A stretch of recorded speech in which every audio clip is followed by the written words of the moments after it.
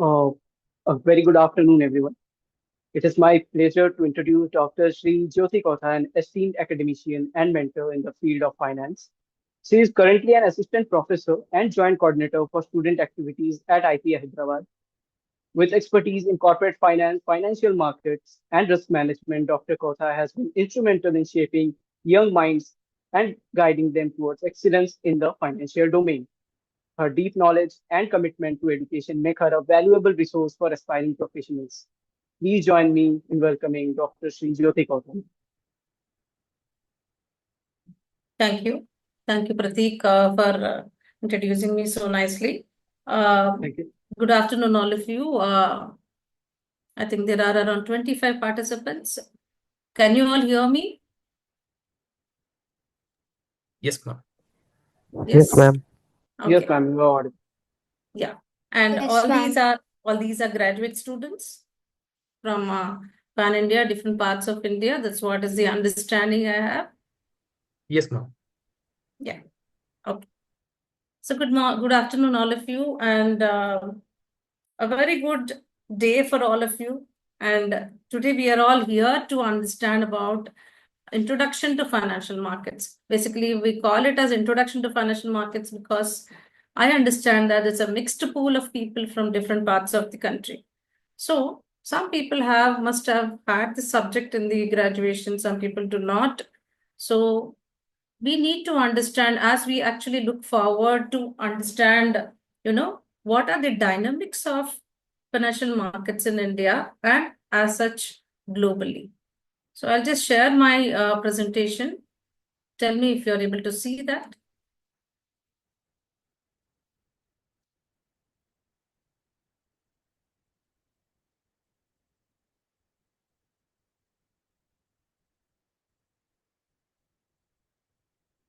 Can you all see my presentation? Is it visible? Yes, ma'am, it's Yes, visible. ma'am. Okay. Yes, ma'am. Okay. Yeah. So we'll start off with, just put it in the slideshow so that it becomes easy for you. Yeah. So as your friends have actually introduced myself, and before I start off the presentation here and explain about what are the financial markets, let me thank Subhranshu for inviting me for such a wonderful discussion with students, because as teachers and professors, we are always liking to discuss with students. So let us make it an interactive, if not, audio. If you are Subhranshu and others actually enable the audio, I would like to, listen to people. Otherwise, at least through chat, I would like to make it more interactive so that I should understand whether you will be able to get whatever I'm saying. And a famous, a very, very common terms which I use, I think Subhranshu must be knowing, I use in the class, whether it is clear or all clear. I should get an answer for that. Okay? What Yeah, is ma'am. all clear? The entire purpose of 45 minutes of yours will not be food. Okay. So thank you to IPE also for having a collaboration with, your Subhranshu's venture, Prasuta. So we'll just go forward with discussing on introduction about financial markets. Let us outline what we are going to learn today.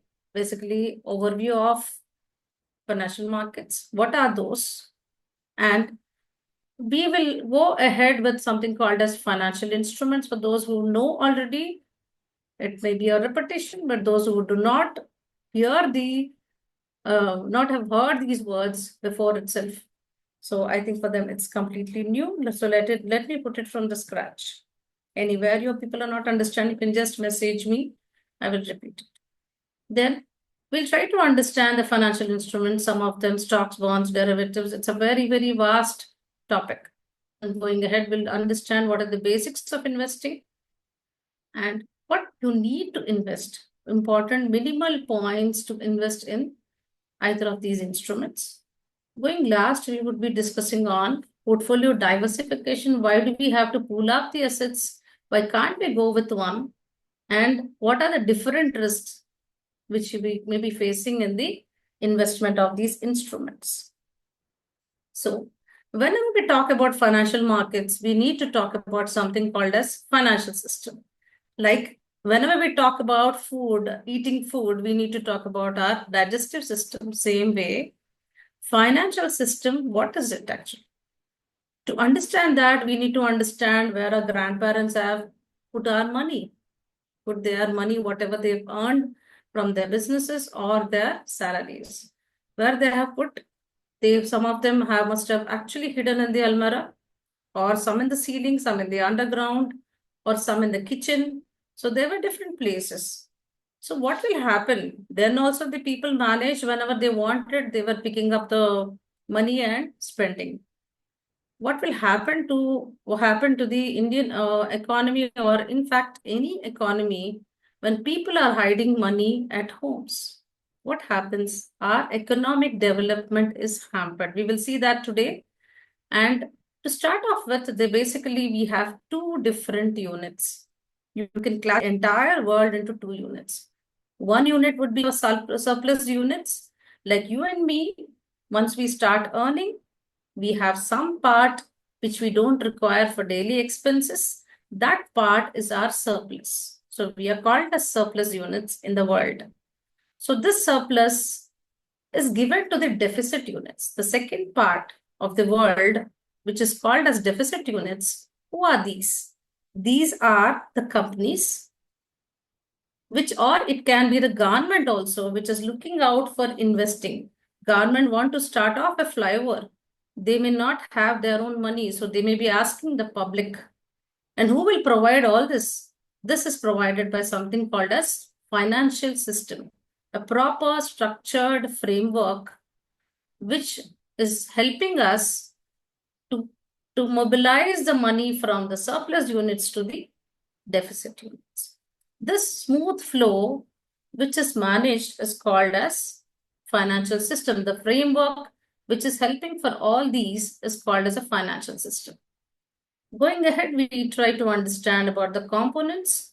The components of financial system will start off with financial institutions, which can be like your banks or insurance companies or mutual fund asset management companies or your fintech companies. Any of these institutions are called as your financial institutions, which will be taking your deposit of the surplus units. Like banks are taking money from you and putting in their account. And whenever the deficit units are asking, they are provided. Then we move on to the financial instruments. You need something to invest. When you're actually putting money in the bank, you are purchasing some instrument called as fixed deposit. Or when you are actually investing in companies IPO, you are actually purchasing some share. If company is going with we will discuss later what are these bonds in detail. Company can also have another facility which is called as bond, which is a long-term investment. When they are floating these bonds, you and me may be purchasing. So we can put our money in the form of bonds. So whatever may be, these are financial instruments which are helping again the money to move from surplus to the deficit units. Then going ahead, we have the financial services.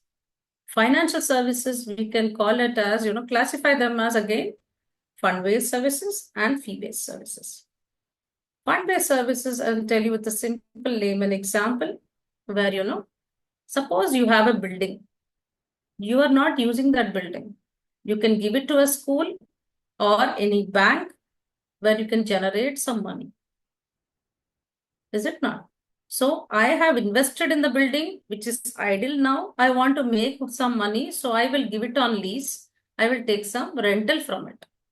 So this is a fund-based service. Then what is fee-based service? Any company like Motilal Oswal or Geojit Securities, who is providing me where to invest, because I don't know, suppose, which stocks to invest, which bonds to invest. They are advising me and they are charging some fee. These are called as fee-based services. Then going ahead to our financial markets. Before that, let me complete what are these regulatory bodies. Regulatory bodies, and some of the authors, they write it as part of financial institutions. You can actually take it as a fifth component also. It's up to you. But basically, regulatory bodies are the statute bodies who are actually checking the performance of the financial system. They will be looking whether these financial bodies are performing rightly. That means what? Again, going back to our square one, the money from surplus units is going to the deficit units, or is there any leakage of the money which is not coming into the formal channel? And if the surplus units have put some money, is there any discrepancy in the calculation, and are the investors losing money? So all these is checked by the regulatory bodies. Coming back to a topic of the day today, financial markets. What are these? In simple layman's language, financial market is a market like your any of the Raitu bazaars or government markets or any of the market where you are buying or selling something. In financial markets, we keep buying and selling the financial instruments. Okay. So financial markets are places where the buying and selling of these financial instruments happen. Now, how they can be classified? There are different types here. Basically, if you see the first and two, second one, the first one is capital markets, second one is money markets. Straight away, try to understand the difference. Capital markets are those markets where you're investing in an instrument for a longer term. It may be perpetual, it may be 10 years, it may be 20 years, 30 years, or forever. For example, in case of capital markets, we have a part called as equity. That means you are investing in Infosys stock. You are investing not for today, tomorrow, you are investing forever. Whenever you want to sell that and make some money. So this is a capital market. That instrument is not, maturity is not only 1 year or 2 years. That is why we say it is equity market or a capital market for a long term. Similarly is your debt market, where you can have a government bond having a maturity of 20 years. It's a long-term market. Is it not? So this is called as capital market. Then going ahead, the next one, we see the money market. Money market is exactly opposite, where if you want to invest for liquidity, that means I don't know if I may be needing my money in another 3 months or 6 months, then you select an investment of money markets. So this is called as short-term market. This is a short-term borrowing and lending market. And majorly this particular market is the important market players of this particular market. Who is needing this market more? Your banks and your NBFCs, where today they borrow some money from someone, tomorrow they return it back for their day-to-day business. And the third part, what you can see is your derivative market. Derivative is a financial instrument again, and derivative markets are markets where you're selling these kind of instruments. Derivative means you're deriving the value. Just now we have seen equity or debt. It can be stock or bond, but in case of derivative market, directly I'm not buying stock or directly I'm not buying the bond. I am trying to derive a value from it. I'm not buying and making money, buying and selling of this directly. So what does that mean? The difference between equity market and a derivative market is I'm not investing it for today. I'm investing it for tomorrow. I'll explain this with simple example. Case of a derivative market. Suppose a small example. This is a season of mangoes. You are expecting your farm is going to give you some 10 quintals of mangoes, ripe, ready mangoes in the month of May. But if you go selling in the market in the month of May, 50% or at least 30% of the mangoes may spoil. Instead of that, what do? You go today and tell them that I'm going to sell in the month of May 1st, for example, my mangoes, 10 quintals of mangoes, I'm going to sell it on May 1st. This is called as a derivative. You are booking for tomorrow, not today. You're only booking. Or another example, you can say, when your apartment is getting ready in your high-tech city or any other place, a prime area like your Kokapet, when you're going to buy a ready-to-occupy house, it can be going into crores. Smartly, you want to book it when it starts, the project is starting, so that you can make an advantage of it. So the same way, these traders in the derivative market, they make money by booking it early or at right time and selling it later and make some money. Okay. In derivatives, you have some instruments called as futures, options, and swaps. And in derivative market also, when we mean here, it is a financial derivatives. Financial derivatives are like your equity, bonds, or currency derivatives. And the other category, what you see below, is the commodity markets, where your commodity markets are, or commodity derivative markets are actually trading on commodity derivatives or commodities like gold, or it can be your potatoes, or it can be your wheat or rice or etc., or your crude oil, anything. So same way like your derivatives, for a later date, you take a booking today and you actually sell it at a later date and you're locking your price and you're making some money. Those are your commodity markets. Going ahead with Forex markets. Forex markets are, Forex means foreign exchange. That means you are buying and selling currencies and making some money. I buy today, I sell it tomorrow, and I make some money out of it. So these are the different financial markets. Going ahead with key participants. You need some people to buy or sell the instruments. So who are those? First one are investors like you and me, retail investors like you and me who are interested in stocks or bonds, and we are putting our money and making some money at a future date. Or it can be in institutions like your Infosys or any of the banks, any institutional investors, domestic institutional investors like your pension funds or mutual funds, or international investors also. Going next, you have your issuers. Who are these? These are the companies which are asking for money and creating these instruments. Suppose your Ready Labs need some money for having a new project or a new product being manufactured. They need some money. So they actually come out with an IPO, issue some shares, take the money, invest in their business, and they give the dividends to the stock. Yeah, I can hear some noise, some voice. Somebody has a doubt till here? So far, fine? Yes, ma'am, you can continue. Yeah. Then, am I audible clearly? Subhranshu? Yes, ma'am. Yeah, okay, fine. So, next, going ahead, after the issuers, you have your intermediaries. Intermediaries are middle people between the investors and the companies. Suppose Reddy Labs is issuing shares, you need some people like your Geojit Securities or banks where the money is being deposited. They facilitate the issuance of the share. So they are between the companies and the investors. Then you have regulators.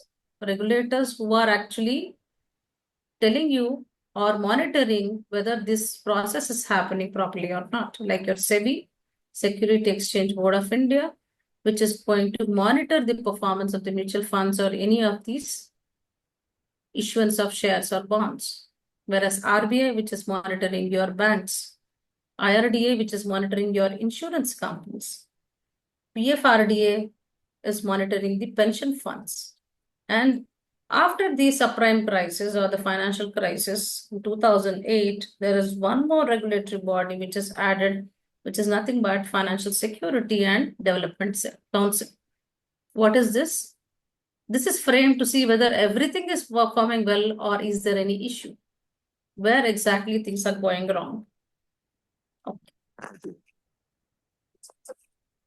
Then we will see the functions of financial markets. Basically, going shorter. Capital formation. We have understood companies need some capital to start their business, or your startups also. They need some business. They take it from venture capital finance companies or banks. So capital formation, you need financial markets. And some people have to put money into the banks or into the instruments like your stocks or bonds. You need the financial markets, and the most important function of the financial market is formation of capital, which is helping the economy. Then next is your resource allocation. How do they help in resource allocation? They are checking that the allocated funds are put properly instead of people locking their funds in the or money in the underground or just in the almara for 20 or 30 years. It doesn't make any money. So proper allocation of these resources are happening so that manufacturing is done, sales is done, revenue is generated, employment is created. Then you have risk management. These financial markets help to manage the risk also because things are invested in different places. So it does not put entire money if you are putting in only bank. What if the bank is actually getting a lift? Like we have seen a financial institution agree gold. Now they're penalized by the regulatory body. They have promised 18% return, and many of them pooled their money, especially the retirement money, whatever they have got from the companies wherever they're working, they were they have put in agri gold. They lost entirely. So the regulatory body is trying to get back the money, but even then, this is a high financial stress for the individuals. So managing the risk is happening by the financial market. Then going ahead, price discovery. In the financial, because of your financial market, when people are continuously buying, like for example, in the NSE or in your platforms, wherever you see that, or in the news when you hear that, today the Bank of India stock has fallen hugely. So people will understand when the price is moving from one place to the other, you will understand how much to quote for this price, for this particular stock. So the discovery of the price is happening because of the buying and selling of the stock itself. Okay. So because of your financial market or the buying and selling process, you are understanding. Also, next one is your liquidity. Suppose you have bought Infosys stock and put it for 10 years, and that is for my next generation. But suddenly you had some contingent need, urgent need or emergency need. You're selling the stock and you're getting your money. For clearing your immediate short-term liabilities, you have your money. So that is how your financial market is helping you. The next is your facilitate payments like your SWIFT payments. When you have an export-import dealing with other countries, you have to make your payments. So this is also helped by your financial markets. You don't always give in the cash form. It's in the different forms. So that is where your financial markets are again facilitating your payments. We then go ahead with the role of technology in financial system. Without this, we cannot complete.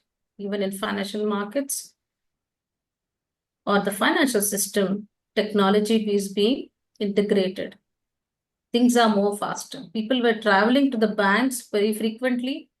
Today, you don't see a branch. Your branch is somewhere in different state, but you are operating from Hyderabad. So that is the beauty of digital banking. You don't have to go to the bank. Everything you can manage online. Then you have your Fintech. Fintech is finance and technology integration. So everything you're making 1 minute payments. Also, next going ahead is your blockchain and cryptocurrency. Cryptocurrency and is a part of blockchain or an application of a blockchain. People mistake that blockchain and cryptocurrency are same. Cryptocurrency is one kind of application of the blockchain technology. Your Bitcoin or Ether or any of these currencies, because of the application of the blockchain technology, they could create or mint these currencies. And this has become again an instrument which is not legal in India, but in the other countries it is prevailing.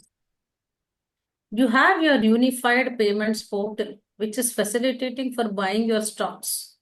You have your different platforms like Grow, etc., where you are using or you're trading platforms where you're using other portals to make your money.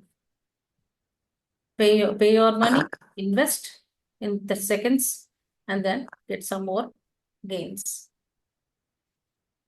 How does it work? How does this financial market work?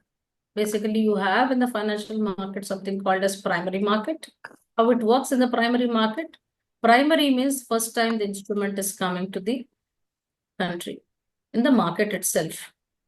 So that is nothing but your IPO. Initial public offering, first time XYZ company is coming out with an IPO. They are issuing shares of that particular company, or all your major companies, established companies have started that way, including your Adani also. They are further looking out for some more IPOs. A new company is floated, these shares are issued, and with that capital, they are continuing the business. You have your new bond issues also, like bonds for 10-year bond or 5-year bond from your corporate companies. They are issuing bonds and they're promising at maturity some return, which is called as coupon. I can hear some voice. Going ahead to the secondary market. Secondary market is your stock exchanges like your NSE, or NYSE, okay, or NASDAQ, which is an OTC. In India, you have your OTC India Exchange of India. Similarly, you have in US, you have your OTC, your NASDAQ. So the secondary market will help in buying and selling of already existing securities. Going ahead, market liquidity. How does it happen? Today, the market is not at all liquid, we say. That means what? People are not buying and selling these particular stocks, or people are just holding their positions and watching because the situation is very bad. The last week when, the Sensex or Nifty has fallen down, people were watching for some time and only then they started investing. So market liquidity is very, very important. What is this liquidity? Suppose I have an Infosys stock, somebody should be ready to sell it from, buy it from you when you're selling. Then you can make money from out of those stocks, whatever you have. If it is not liquid, then do not put your fingers and lose money. Then going ahead, price discovery, I just told that, depending on the supply and demand of the particular instrument, the price is discovered, whether it's a commodity, whether it's a stock. When many people are selling the stock, suppose Infosys, continuously selling, it is freely available, the price will fall.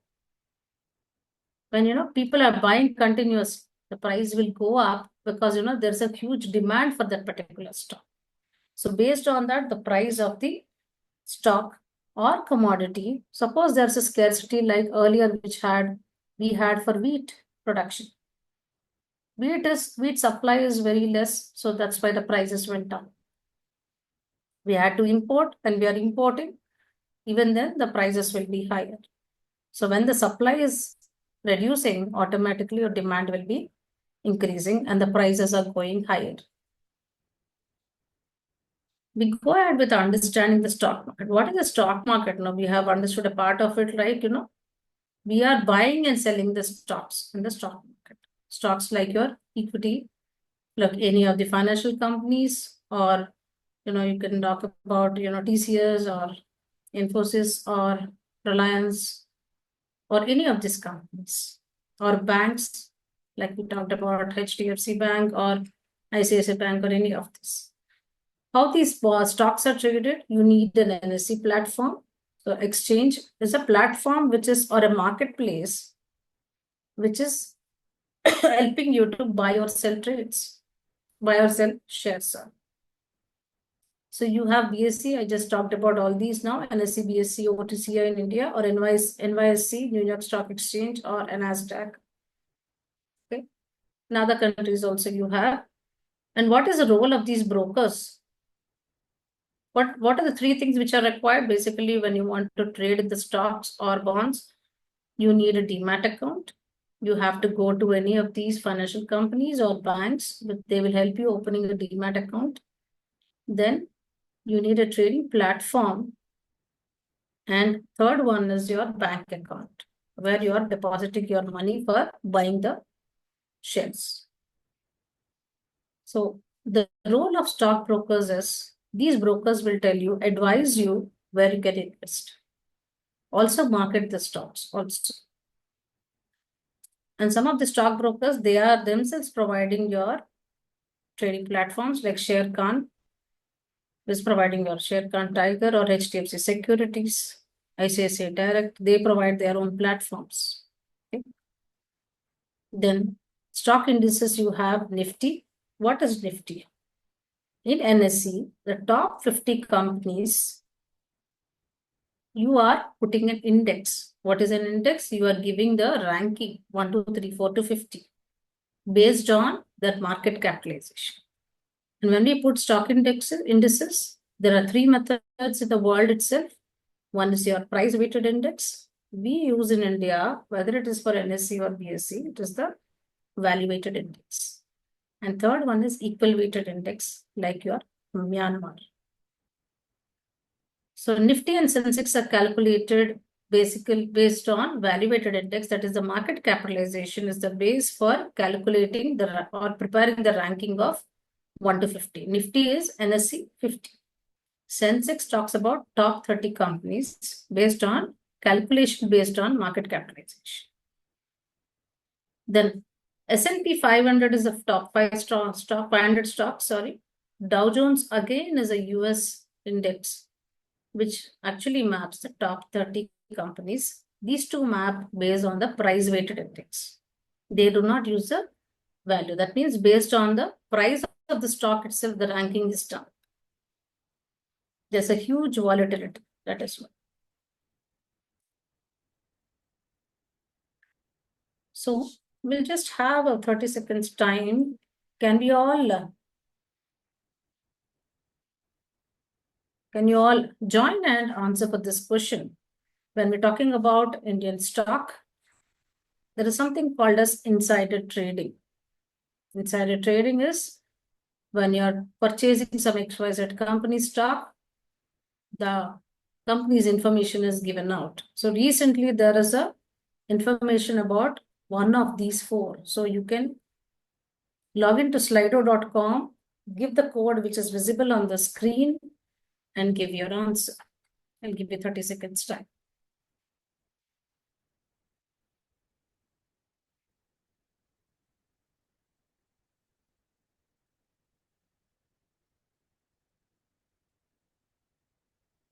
I'm asking about only 2025, the recent one.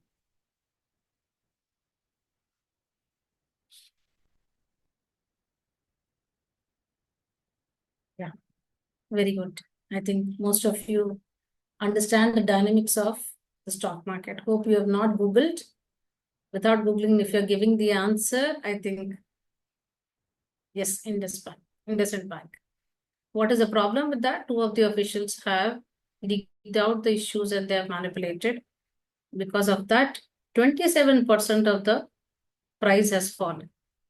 Investors have suffered. That means what? At once, 27% price falling has happened. That means so many investors who have put money in IndusInd Bank have lost. Going ahead with bond market, what are bonds? Like in stocks, we have seen a company is issuing shares first time or existing shares also, companies making some money. Equity capital is increasing. Whereas bond, what is happening? The company is not very sure whether people will invest in equity, or this is another way of raising capital from people. I will give a bond for 5 years and each of the bonds are worth of, suppose 10,000 or 1,000 rupees. You can invest that, whether it can be corporate or whether it can be a government bond or a municipal bond, which is helpful for the government projects. Okay, either of these bonds are existing. So what is this bond? Public's money or investors' money is invested in the bonds, and that money is used for the project, and company will be giving after at the maturity, you will receive the amount which is promised, apart from that, you will every half yearly you will receive some additional coupon for it. We call coupon in case of bonds. It's not the written interest rate. And how are bonds traded? Like your shares, which are traded in NSE and BSE, you have your bonds also. Bond market in NSE, where you can trade. You have a separate wing for it. Then you have something called as yield to maturity. When we talk about bonds, there are some crucial terms. Of course, we have the time constraint. So we'll restrict to two important topics here, two important concepts. That is your yield to maturity, yield and maturity and credit rating. When we talk about yield, yield is the return the particular bond is making in a particular tenure. Suppose 5-year bond, 10-year bond. Each of the bonds, when you say about a stock, you say that this stock has given me a return of 15%. In case of a bond, we see the yield, put a yield curve and we find out how much is the return the bond is giving. And in case of a bond, the maturity is also important. If it is a long maturity bond, 20 years, mostly the government organizations will be going for long maturity bonds because immediate repayment will be difficult. Then third concept, what you see there is your credit rating. Credit rating is a rating given by these credit rating agencies like CARE, ICRA, Fitch, Standard & Poor, etc. or ONICRA. Or there are so many rating agencies in India and abroad, or Morgan Stanley, composite rating also they give. So these rating agencies, they will be giving rating to all these instruments. Why it is important? As an investor, you have to see if the rating of D is given to any of these bond instrument, then that means there's a chance that you may lose the money which you are investing in that particular bond. So always better to have a bond which is rated A or AA or etc. Going next, we just talked about derivatives. Derivatives are instruments which derive the value from something else. Suppose, for example, you have a future on TCS stock. So for later date, I am booking stock of TCS. Why should I book for later date? I told about your mangoes. I am assuming that the TCS stock price is going to increase. I want to lock my price. So today itself, I book for August 1st. So I am expecting the stock price is going to 1200. So I want to book it at 1100 today itself or 1150 today. In a way, I'm locking the price at 1150. I will buy. I don't have to shell out money today. I will buy only on August 1st. August 1st, I'll pay money to the exchange. I take my futures on TCS at 1150. Where in the market it is being sold at 1200. So I sell off in the market. After my transaction cost, at least 40 rupees on one share I can make. But in the case of derivatives, you have in lot size. Suppose 100 shares or 2 lakh worth of contract you have to take. So these are derivatives. These are financial instruments which facilitate or derive the value from the existing instruments. You are only actually planning or booking and making the deals or making some contracts and making some money. Similarly, you have another instrument called as option. In case of futures, I buy book TCS today.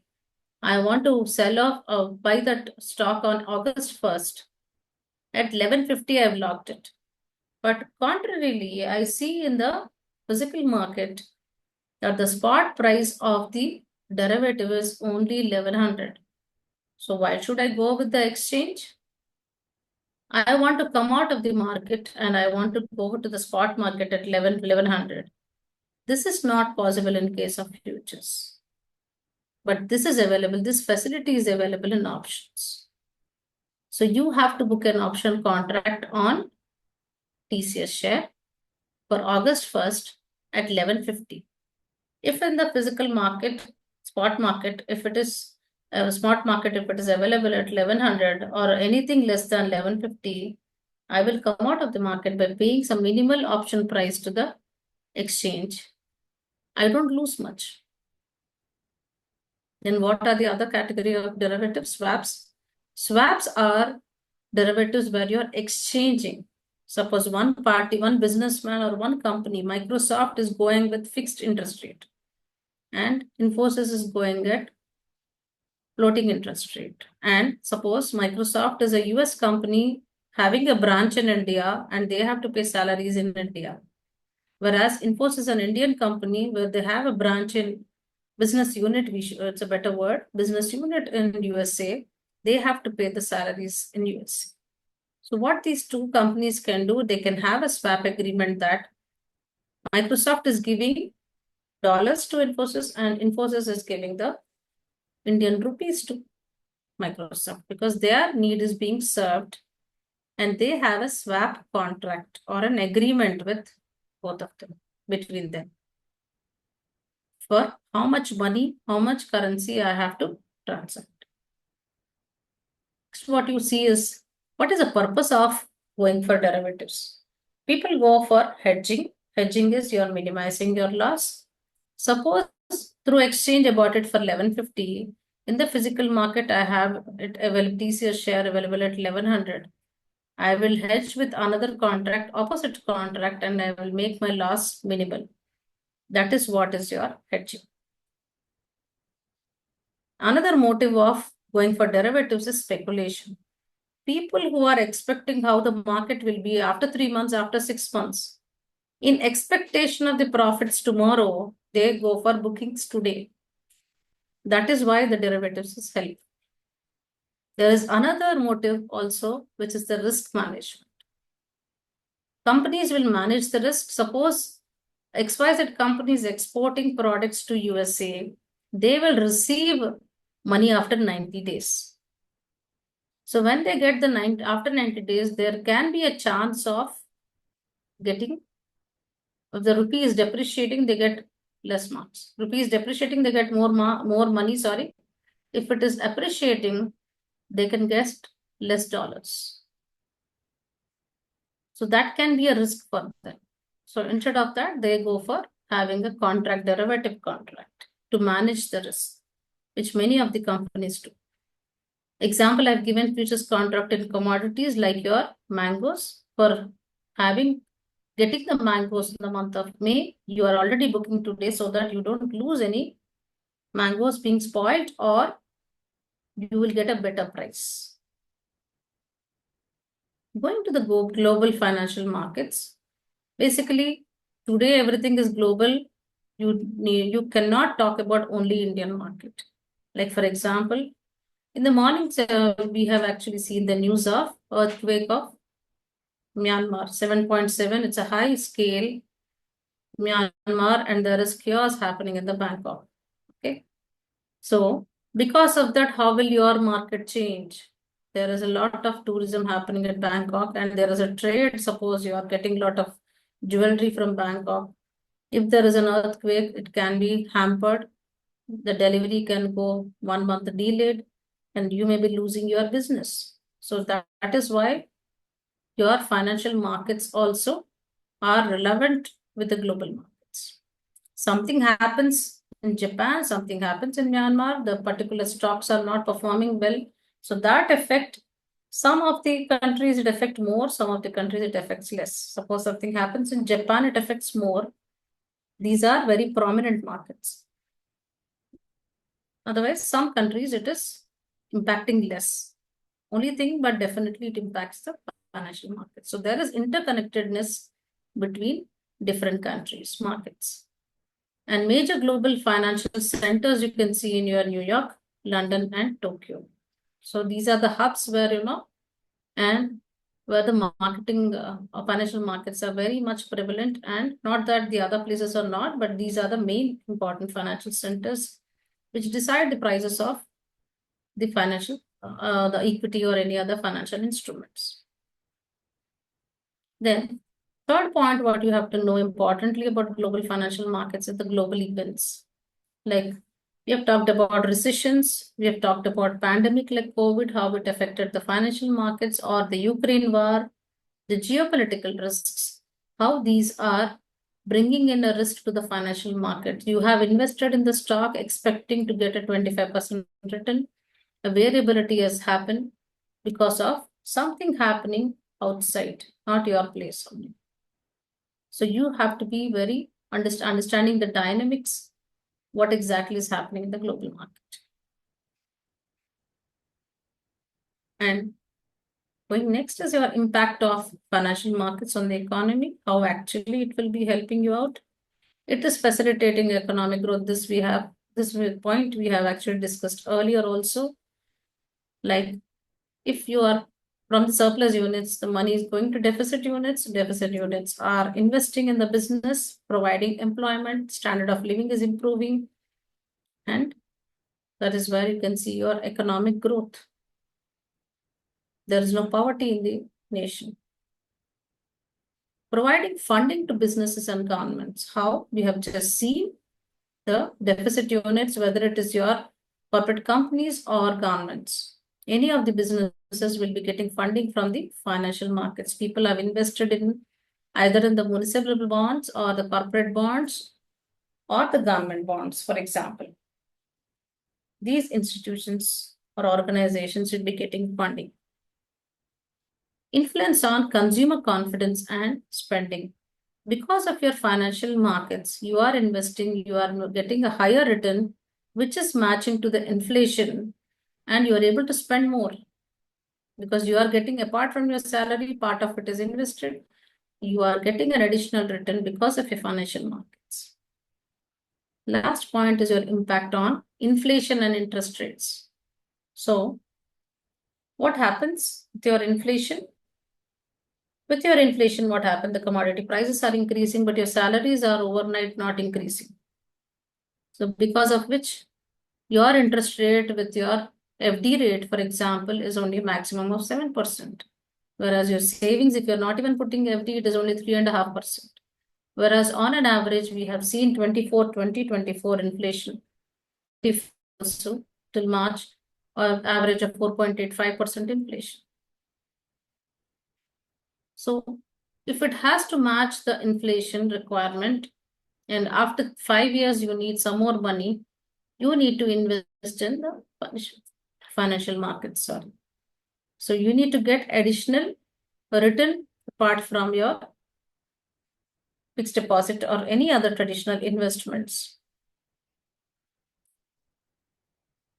Going ahead, you have some risks and challenges in financial markets. So we have seen the positive side.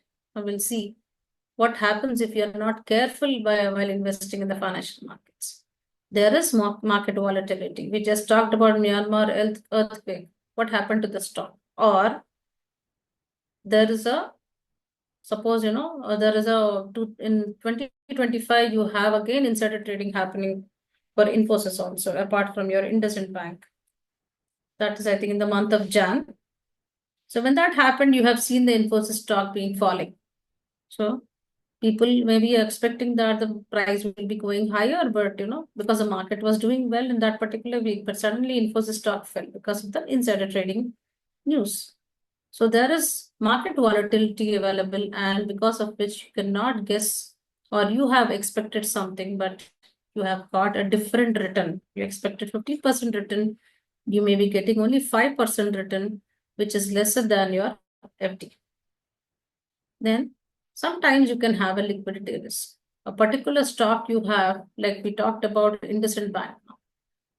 You have invested in the IndusInd Bank stock, there is a fraud, and because of which people are not ready to buy your stock. Then how will you get your liquidity? Your money is locked. That risk is also there. Everything you invested, you want somebody to buy your stock, then you can release your money. There is a credit risk. What if the company is going bankrupt and you don't get the money which you have invested for the stocks? Or it can be a corporate bond also. That is why you go with credit rating. If there is a default, people may be losing the coupon and also the total amount, so the principal value also. Then you have something called as systemic risk. A good example for this would be a Bank of India. I think you must have seen the news, 616 crores. NPA with Bank of India, they have given to a company called Rolta, where your Union Bank of India has given 7,100 rupees, 7,100 crores. Also, your Citibank has given 6,999 crores to the company Rolta. Why did they give? The system is failed. They have not analyzed, or because they may be bribed and they must have given. Like how it happened with SBI and Vijay Mallya, or Nirav Modi and Punjab National Bank. Same thing repeated with this Bank of India, which is showing a higher NPA. So the system is not correct. So that is where you are having a systemic risk. Then you have your geopolitical risks. We just talked about the pandemic happening somewhere, or an earthquake happening somewhere, or Ukraine war, which has affected your stocks, or a Japanese earthquake, or a tornado, which has affected your stock prices. So these are the geopolitical reasons or risks which are affecting your stock prices. So you should be very alert and keep reading the news. Only then you are investing it safely. Now we go with the next question. Why is there a requirement of regulation of financial market?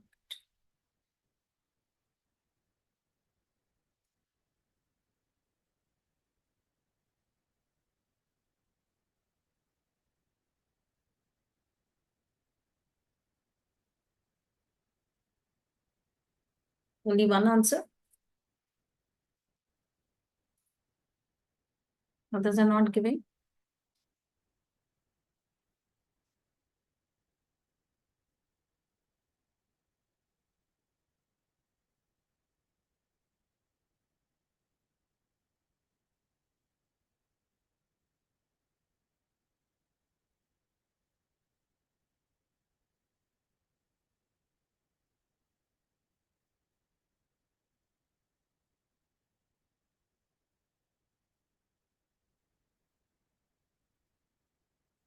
I think majority have given that.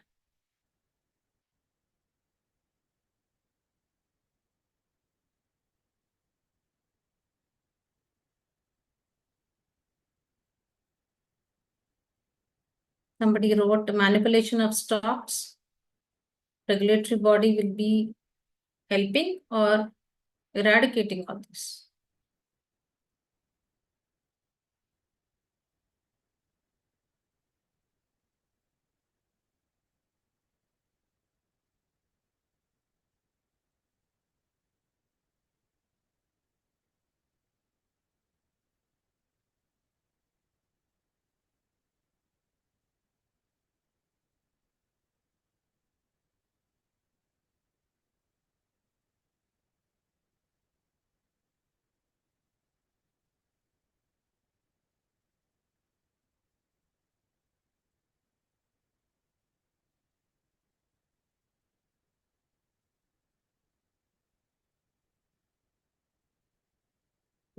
These are the answers.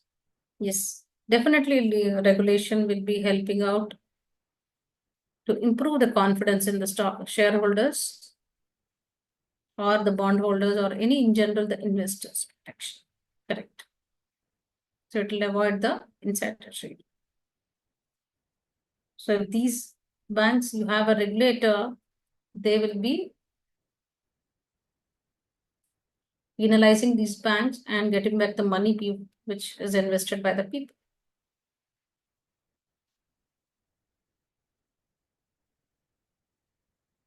Yes, very good. Preventing financial crisis helps in financial crisis happens. It's a mega effect which can be subsidized. The effect can be less, like how we had less effect in India because our RBI is conservative. We did not get the effect of recession in 2011 much, or even 2008 crisis, or last 2024, a part of recession, what people were talking about, we didn't see much in India, like some of the countries have seen. Okay. So we'll move forward. Thank you, students, for participating. Good responses. Learning more about finance. So we can talk, traditionally we talk about, read newspapers. Yes. Sometimes when you're traveling, it becomes easy, easy to be handy with the apps like your Mint app, ET app, Yahoo Finance, investing.com, or a Bloomberg app, or a news which comes to your mail every day, which keeps you aware of how the markets are. So based on that, you take your decision. And we'll see next what are the basics in investing. What is the purpose of investing? First of all, when you're investing, you need to understand some of the key points. First one is, why are you investing? Because you want a compounded growth, not exactly like your FD, want more. So you want to invest in equity. Is that your motive? Or beating the inflation. I need more money than inflation, so that's why you want to go into stocks or bonds. Or third one is, for your retirement, you are building the wealth. So that can also be your motive. So you have to understand the purpose why you're investing. Based on that, you have to select your investments and instruments. Types of investments, we have talked about some of them: stocks, bonds, or mutual funds.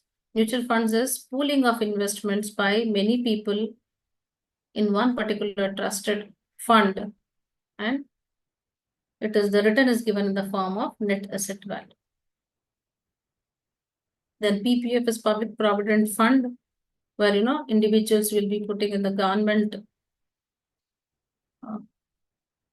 noted bond, the facility which is provided by the government of India through any of the public sector bank. You can put that money in the PPF account. You can lock it for 15 years. You can get a return of 7.1%. Real estate, you can invest either physical real estate, or you can invest in something called as REITs and InvITs, which are in small units, which will be more feasible for you people to invest.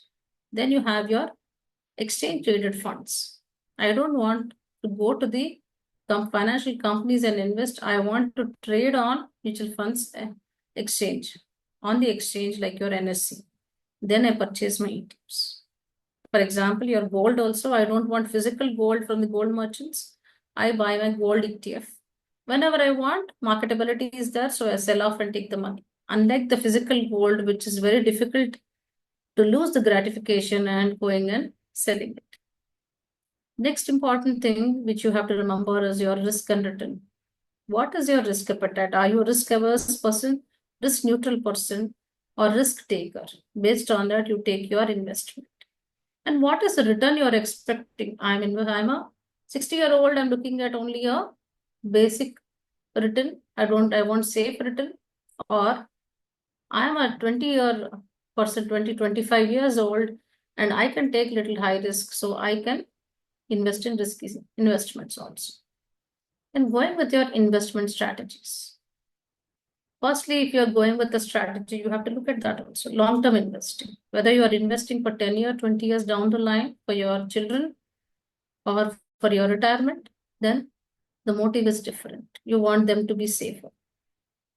Or it is value investing is one method or strategy where in the value investing, what you do is you are investing for, you are only looking at the undervalued stocks, take the opportunity, invest and make some.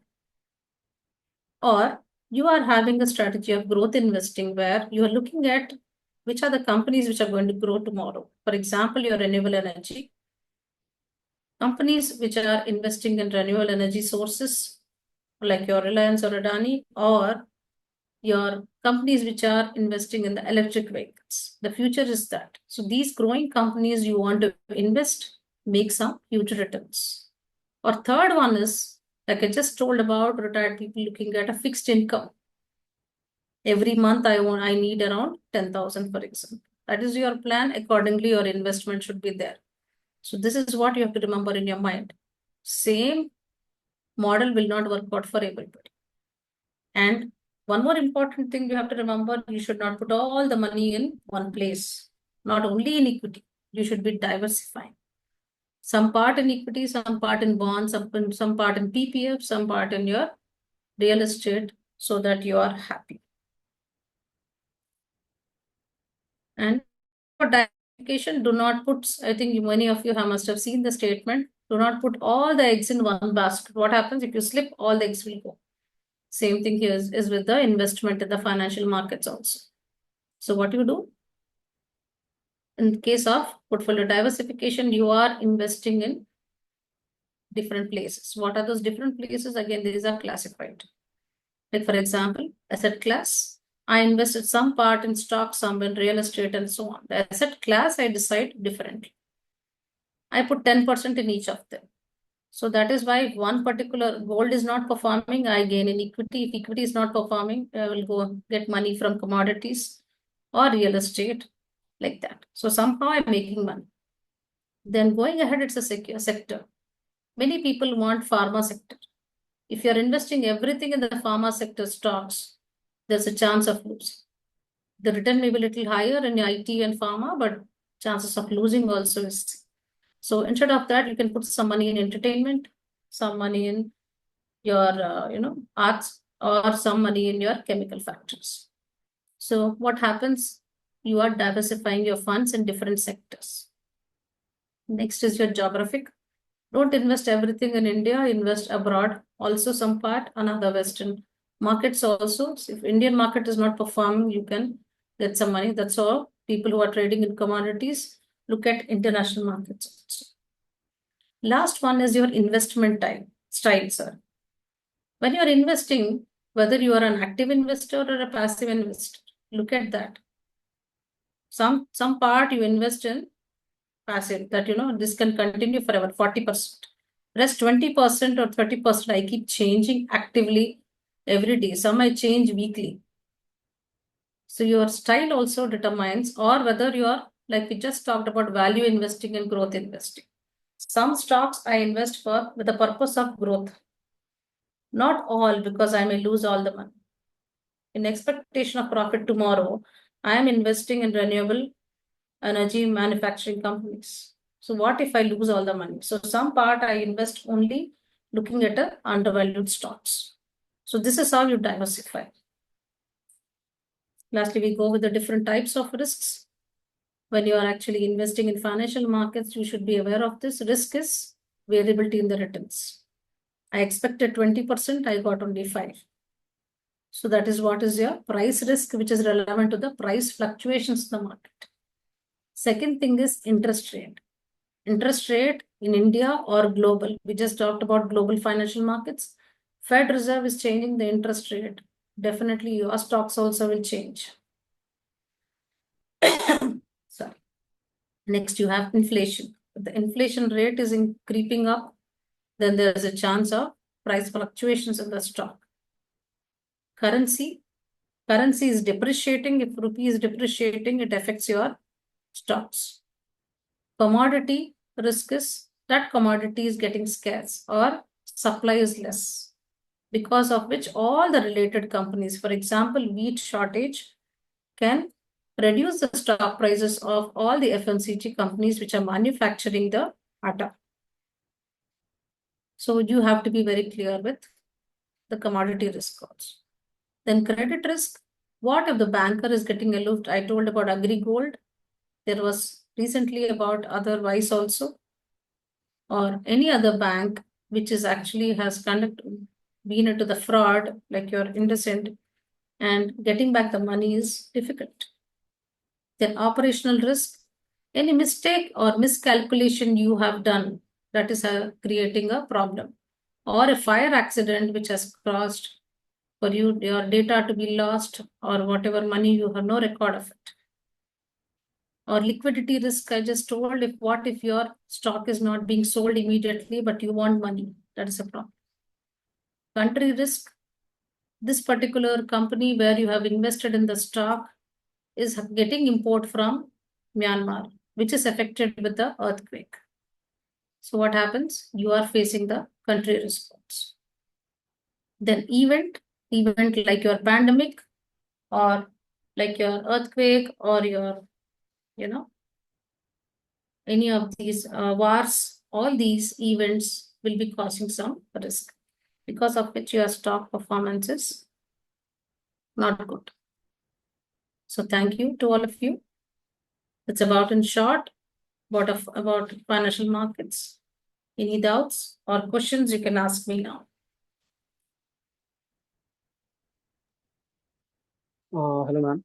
Yeah, Tim. Ma'am, I have a question. Yeah. Ma'am, in an era where AI and automation are transforming industries, Yeah. so do you think that financial market will ever reach at any point there that there is human decision making will be obsolete, or human decision making will always be there? Okay. So Mm. what happens is, because of AI, suppose, for example, we take in the stock markets, because you're believing your machines, when we talk about algorithmic trading, system will be actually continuing the trading on its own. But sometimes in the decision making, you need the human intervention. Otherwise, machine does not understand the dynamics. That is where you need an advisor to look at how the algo trading is functioning. AI is helpful. Your algorithms will be helping you to set a base for it. In the common situation, this can happen. Suppose, for example, a sudden pandemic like your COVID, nobody expected. That time you were investing in algorithmic trading, looking at the normal market situations. You must have lost, is it not? So you need the intervention of the human mind also, apart from AI. But the routine processes can be done with your AI. It can predict something and give you, using which human mind should be working, and they will be taking a proper decisions. That part AI is helpful, but obsolete, I don't think. Okay, ma'am. Definitely we Thank need you. human minds.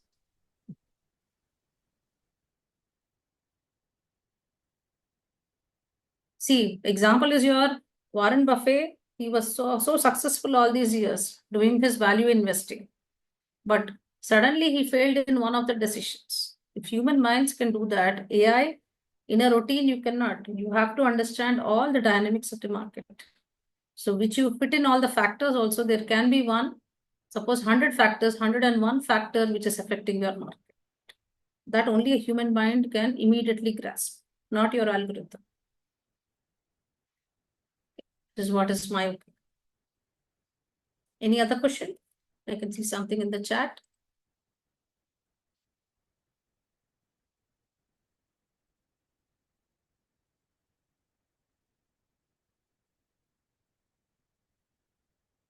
Any questions? Participants, any more questions? Anything which you want to share?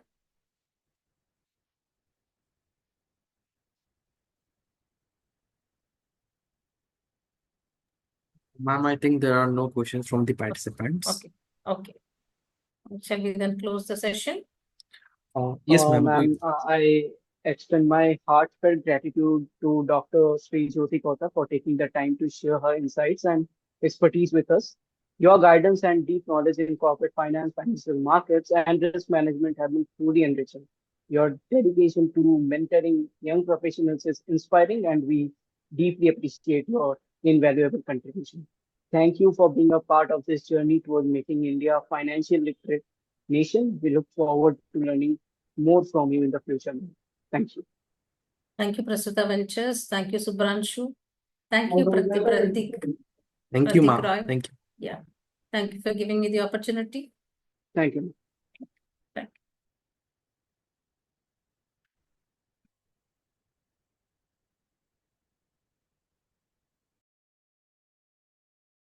you. Thank you, Pratik, for joining and leading the session, and thank you everyone for participating in the session. Most probably, we will be sharing the further details about this workshop in the group that in the WhatsApp group that we have. Thank you, guys. You all can drop off now. Thank you, Pratik. Thank you, sir. Thank you, sir. You.